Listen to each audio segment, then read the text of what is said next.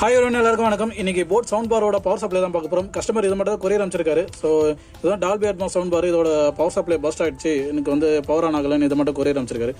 Model number பார்த்தீங்கன்னா boat Aavante bar 4100DA Dolby Atmos sound bar 3.1.2 channel.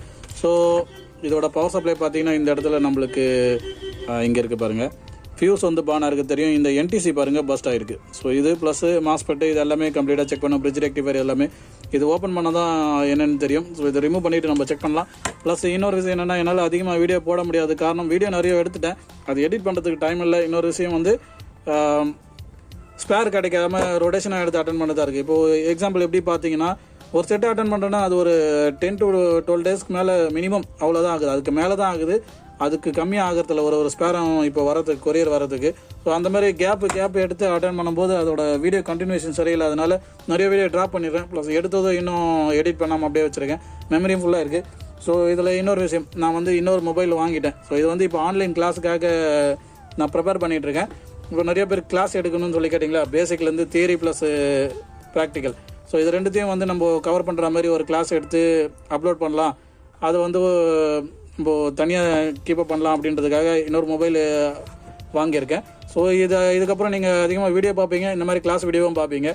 Okay, இப்போ நம்ம இந்த மாடலுக்கு வரலாம். ஸோ இந்த போர்டை நான் ரிமூவ் பண்ணிட்டு உங்களுக்கு கண்டினியூ பண்ணுறேன். ஓகே, நான் இந்த 4 ஸ்க்ரூ மட்டும் ரிமூவ் பண்ணியிருக்கேன். இது வந்து ஊஃபர். இது வந்து எப்படின்னா, பவர் சப்ளை வந்து அதிலே வந்துடுது. ஊஃபருக்கு வந்து இன்புட் இதிலே வந்து அவுட்புட் வந்து ஊஃபருக்கு போயிடுது. ஸோ போர்டுக்கு வந்துடுது. போர்டில் வந்து உங்களுக்கு ஊஃபருக்கு டைரெக்டாக போயிடும். இதோட பவர் சப்ளை இங்கேருந்து இங்கே போயிடுது. சவுண்ட் பாருக்கு இங்கே இருக்குது பாருங்கள், 24 வோல்ட். ஸோ இது சிம்பிளாக தான் இருக்குது. இந்த பவர் சப்ளை ரெடி பண்ணால் ரெண்டுமே ஒர்க் ஆகிற மாதிரி தான் கணக்காகிடும். ஸோ இந்த இடத்துல பிரிட்ஜ் ரெக்டிஃபையர் பாருங்கள், க்ளோஸ்அப்பில் காமிக்கிறேன். ஸோ இந்த பிரிட்ஜ் ரெக்டிஃபையர் அண்ட் மானோட் ஆகிருக்கு. ப்ளஸ் இந்த ஃபியூஸு, இந்த மாஸ்பெட்டு, இந்த டிரைவர் ஐசி, இது எல்லாமே கம்ப்ளீட்டாக செக் பண்ணுற மாதிரி இருக்கும். இந்த மாஸ்பெட்டு, இந்த என்டிசி. ஸோ ப்ரைமரியில் இது மட்டும் போயிடுச்சா இல்லை டிரைவர் செக்ஷன் கம்ப்ளீட்டாகவே ஃபால்ட்டாக இருக்கா அப்படின்னு ஒன்றா தான் செக் பண்ணால் தெரியும். ஸோ ஃபியூஸ் வந்து செக் பண்ண வேண்டிய அவசியமே இல்லை. இந்த இடத்துல பார்த்தீங்கன்னா உங்களுக்கு ஸ்மோக்லேயே தெரிஞ்சிருச்சு கார்பன் டெபாசிட் எவ்வளோ இருக்குன்னு. நம்ம டேரெக்டாக ஒயர் கொடுத்து இங்கே செக் பண்ணிக்கலாம். அது நம்ம சுவிட்ச் தேவையில்லை. ஓகே, இது இப்போது இந்த ப்ரோக்கனான காம்பவுண்டெல்லாம் நான் ஒன்றா எடுத்துகிட்டு ஃபெயில்டு காம்பவுண்டெலாம் எடுத்துகிட்டு நான் உங்களுக்கு லிஸ்ட் அவுட் பண்ணுறேன். இந்த வீடியோ கொஞ்சம் சின்னதாக இருக்க தான் வாய்ப்பு இருக்குது, பெருசாக எதுவுமே இதில் இல்லை. ஸோ நான் இன்ஃபர்மேஷன் கொடுக்கணும், ஒரு வீடியோ அப்லோட் பண்ணுன்றதுக்காகவே இந்த வீடியோ எடுத்தேன். இல்லைனா இது கொஞ்சம் நேரத்தில் அட்டன் பண்ணிட்டு போய்டும். வீடியோ எடுக்கிறதுனால கொஞ்சம் டிலே ஆகும். ஓகே, இப்போ நான் என்ன பண்ணியிருக்கேன்னா, இந்த இடத்துல ஃப்ளக்கில் நம்ம டேரெக்டாக கனெக்ட் பண்ணி செக் பண்ணுற மாதிரி, சீரியலில் செக் பண்ணுற மாதிரி கொடுத்துருக்கேன். சீரிஸில் சரி, இதில் பார்த்தீங்கன்னா இந்த பிரிட்ஜ் ரெக்டிஃபையர், இந்த என்டிசி, இந்த ஃபியூஸ், இந்த மாஸ்பெட் இதில் இருந்து அது நல்லா இருக்குது. இதை கழட்டி நான் வெளியே எடுத்து செக் பண்ணிட்டேன், எல்லாமே க்ளீனாக இருக்குது.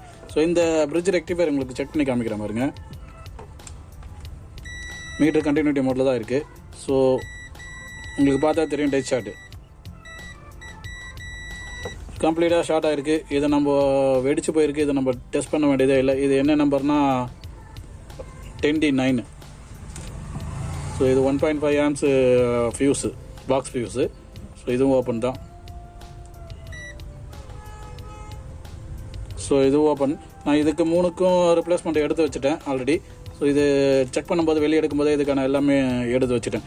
ஸோ இப்போது இந்த மாஸ்பெட் இதில் யூஸ் பண்ணிக்கலாம். இது வந்து எந்த பிரச்சனையும் இல்லை, ஷார்ட் இல்லை, இது அப்படியே யூஸ் பண்ணிக்கலாம். ப்ளஸ் இந்த இடத்துல இந்த ரெசிஸ்டன்ஸ்லாம் செக் பண்ணும்போது எல்லாமே க்ளீனாக தான் இருக்குது. இந்த இடத்துல பிரிட்ஜ் ரெக்டிஃபையருக்கு இந்த ட்ரேஸ் எல்லாமே பர்ன் ஆகி போயிருக்கு இல்லையா, அதெல்லாமே ரீஸ்டோர் பண்ணணும். மேஜராக வேறு எதாவது காம்பனண்ட்டும் இல்லை. ஸோ இந்த இடத்துல இருக்கிற டிரைவர் டிரான்சிஸ்டர் ரெசிஸ்டன்ஸ் எல்லாமே க்ளீனாக இருக்குது. ஸோ இந்த காம்பனண்ட் மட்டும் ரீஸ்டோர் பண்ணால் சரியாக போய்டும் நினைக்கிறேன். ப்ளஸ் கெப்பாசிட்டர் எதுவுமே ஆகலை, பல்ஜ் ஆகலை, எதுவுமே ஆகலை, ஷார்ட்டும் இல்லை, க்ளீனாக தான் இருக்குது. மற்றபடி டயோடு எல்லாமே க்ளீனாக தான் இருக்குது. இப்போது இதை நம்ம மாட்டிட்டு செக் பண்ண வேண்டியது தான். ஃபஸ்ட்டு சீரீஸில் செக் பண்ணலாம். ஓகே அப்படின்னும் போது நம்ம டேரெக்டாக செக் பண்ணிக்கலாம். ஸோ இந்த பாக்ஸ் ஃபியூஸ் நான் போடுறதுக்கு முன்னாடி ஒரு சின்ன கம்பியில் இதில் ஜாயிண்ட் அடிச்சிடுவேன். எதுக்குன்னா, இதெல்லாம் போட்டுட்டு நம்ம இது எல்லாம் ஓகே ஆகிடுச்சு அப்படின்னும் போது இதை எடுத்துகிட்டு நம்ம இந்த பாக்ஸ் ஃபியூஸ் நம்ம போட்டுக்கலாம். எதுக்காகனா, நார்மல் ஃபியூஸ் கிடைக்கிறதோட இது கொஞ்சம் ரேட் அதிகமாகவும் இருக்கும். ப்ளஸ் வந்து சமயத்தில் இது இல்லாமல் நம்ம ரொம்ப கஷ்டப்படுவோம். அதனால் இது தேவையான ஸ்டாக் வச்சுக்கிட்டே இருக்கணும். தேவைன்னா மட்டும் தான் இதை யூஸ் பண்ணணும். சும்மாவே நம்ம நார்மல் ஃபியூஸ் போட்டு செக் பண்ணுற மாதிரி செக் பண்ணக்கூடாது. ஸோ எல்லாமே ஓகே அப்படின்னும் போது லாஸ்ட்டாக அதை போட்டுக்கலாம். ஸோ இப்போதைக்கு நான் இந்த இடத்துல ஒரு கம்பி கொடுத்துட்டு இதெல்லாமே ரிப்ளேஸ் பண்ணிட்டு உங்களுக்கு கண்டினியூ பண்ணுறேன். ஸோ இதை நான் கம்ப்ளீட் பண்ணிட்டேன். இப்போ இந்த இடத்துல பார்த்தீங்கன்னா உங்களுக்கு தெரியும், இந்த பிரிட்ஜ் ரெக்டிஃபையரோட லீடு வந்து நான் டேரெக்டாக சால்ட் அடிச்சிருக்கேன். இந்த இடத்துல ட்ரேஸ் கட் ஆனதுனால. ப்ளஸ் இந்த இடத்துல நான் ஏற்கனவே இன்ஃபார்ம் பண்ண மாதிரி ஃபியூஸ்க்கு பதிலாக ஒரு சின்ன கம்பி கொடுத்துருக்கேன், அதாவது எனேபிள்டு காப்பர் ஒயர்.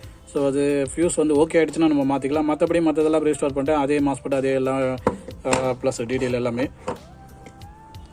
ஸோ மற்றது எல்லாமே சேம் தான், இதில் வேறு எதுவுமே இல்லை. இப்போ நம்ம இதை சீரிஸில் கொடுத்து செக் பண்ணி பார்க்கலாம் வோல்டேஜ் கரெக்டாக வருதா அப்படின்னு. இது சிம்பிளாக சொன்ன மாதிரி சிம்பிளாக தான் முடியும். ஏன்னா இதில் மேக்ஸிமம் வேறு எதுவும் பெருசாக காம்பவுண்ட்லாம் இல்லை, இதில் டவுட் படுற மாதிரி. ஸோ சீரிஸில் தான் கொடுத்துருக்கேன். ஓகே, நான் இதை கம்ப்ளீட் பண்ணிட்டேன். ஸோ இப்போ இதில் என்னென்னா இந்த ப்ளக் வந்து டேரெக்டாக இதில் செக் பண்ணுற மாதிரி கொடுத்துருக்கேன், சீரிஸில் செக் பண்ணுற மாதிரி.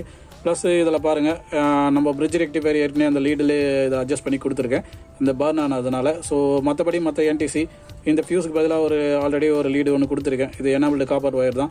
ஸோ இதை அதுக்கப்புறம் முடிஞ்சிச்சுன்னா இதை எடுத்துக்கலாம். ப்ளஸ் அதே மாஸ்பெட் எல்லாமே ஓகே. மற்றபடி வேறு எதுவுமே இதில் பண்ணல, அப்படியே தான் இருக்குது ஆசிட்டிஸ். ஸோ இப்போ இதை நம்ம கனெக்ட் பண்ணி சீரிஸில் கனெக்ட் பண்ணி வோல்டேஜ் வருதா ஏன்னா ஷார்ட் இருக்கான்னு செக் பண்ணலாம். ஸோ ஃபஸ்ட்டு இதை வந்து நம்ம சீரிஸில் செக் பண்ணி பார்க்கலாம். டேரெக்டாக தான் கொடுத்துருக்கேன், ஏன்னா ஒயர் டேரெக்டாக போகுது. ஸோ எந்த ஒரு ஷார்ட்டும் இல்லை, சீரிஸில் எந்த ஒரு பிரச்சனையும் இல்லாத மாதிரி தான் இருக்குது. இருந்தாலும் வோல்டேஜ் கரெக்டாக இருக்கான்னு நம்ம செக் பண்ணி பார்த்துக்கலாம். ஸோ டேரெக்டாக இந்த இடத்துல ப்ளஸ் மைனஸ், அதாவது output DC voltage. So okay, இந்த இடத்துல நம்மளுக்கு 25.82. ஸோ இது எதிர்பார்த்த மாதிரி ரொம்ப சிம்பிளாக தான் முடிஞ்சிருச்சு. ஸோ வேறு எதில் இதில் ஃபால்ட் இல்லை. இப்போ நம்ம இந்த ஃபியூஸை எடுத்துகிட்டு அந்த கம்பியை எடுத்துகிட்டு நம்ம ஃபியூஸை இப்போ ரிப்ளேஸ் பண்ணிடலாம். ஓகே, இதை நான் முடிச்சிட்டேன். இப்போ நான் இதில் ஃபியூஸும் ரிப்ளேஸ் பண்ணிவிட்டேன். இந்த இடத்துல உங்களால் பார்க்க முடியும். ஸோ அந்த பாக்ஸ் ஃபியூஸ்லேருந்து எல்லாமே திரும்ப அசம்பிள் பண்ணிவிட்டு இதை வந்து நான் டெஸ்ட் பண்ணுறதுக்கு ஏற்ற மாதிரி மல்டிமீட்டர்லேருந்து எல்லாமே செக் பண்ணியிருக்கேன். ஸோ கெப்பாசிட்டியில் இருக்கிற வோல்டேஜ் அப்படியே இப்போ ட்ராப் அவுட் ஆகிருக்கு, நீங்கள் பார்க்கலாம். ஸோ ஃபஸ்ட்டு இதை சீரிஸில் கனெக்ட் பண்ணுறேன். சீரிஸில் கனெக்ட் பண்ண உடனே நம்மளுக்கு பாருங்கள் 25 வோல்டேஜ் வந்தது. ஸோ அப்படியே எடுத்து டேரெக்ட்டு, ஸோ டேரெக்டில் அந்த ஒரு பிரச்சனை இல்லாமல் 25.82 வோல்டேஜ். ஸோ இப்போ ஆஃப் பண்ணாக்க நம்மளுக்கு ட்ராப் அவுட் ஆகுதா இல்லையான்னு நம்மளுக்கு க்ளீனாக தெரிஞ்சிடும்.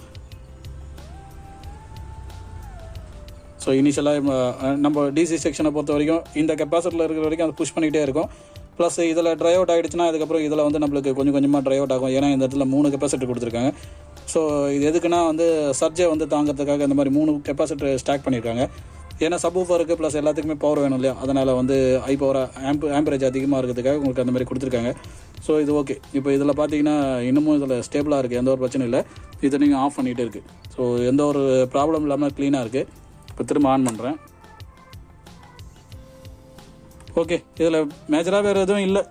சிம்பிளாக இதை முடிக்கணுன்றதுக்காக பண்ணேன். ப்ளஸ் வீடியோ போடுறதுக்காக ஏற்கனவே சொன்ன மாதிரி வீடியோ வந்து இன்ஃபர்மேஷன் கொடுக்கணும். இதுக்கப்புறம் வீடியோ ரெகுலராக போடுறதுக்கு பிளான் பண்ணியிருக்கேன்.